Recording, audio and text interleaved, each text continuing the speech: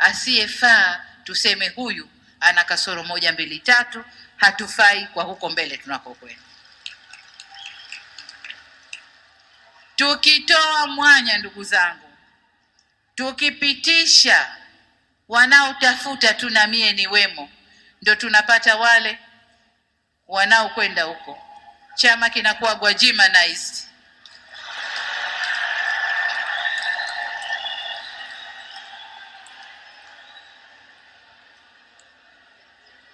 Kwa hiyo kwa vovote vile tusigwajimanize chama chetu, magwajima tuyaache nje. Hamna kuoneana aibu wala haya.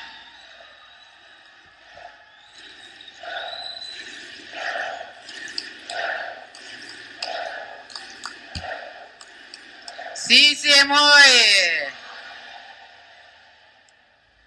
Wajua kule Zanzibar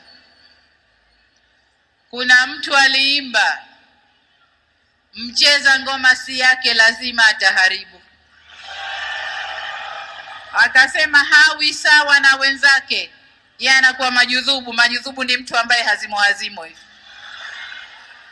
Kwa hiyo ukicheza ngoma si yako utaharibu na utajulikana tu, lazima utasema mie siye jamani. Ndio haya yanayotokea. Kwa hiyo twendeni tukachuje kwa ustadi mkubwa, tukachuje, tuweke watu ambao watakifanyia kazi chama chetu. Tutakwenda kutekeleza ilani ya uchaguzi. Sasa ili tuwe na uchujaji wenye haki na uadilifu,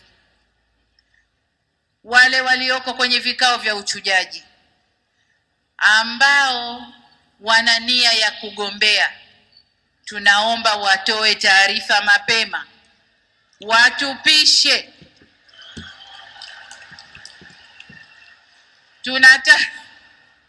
Mkuu wa mkoa wangu anapiga makofi na yeye yumo, lakini alishaniletea jina lake mapema kwamba mimi bwana, ukiamua tu mimi natoka.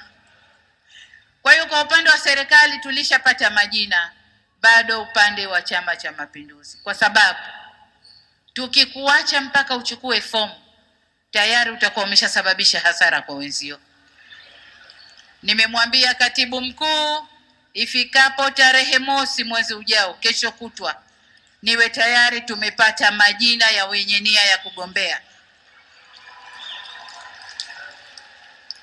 Lengo ni kwamba tunataka kuziingiza kwenye mafunzo kamati za siasa, na kamati zote zitakazokaa kwenye uchujaji tunataka kuziingiza kwenye mafunzo.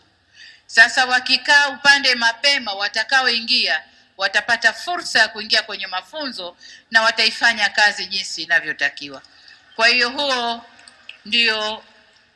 hayo ndio maagizo yangu kwa katibu mkuu, lakini na kwa kamati za siasa za mikoa na wilaya. CCM oye!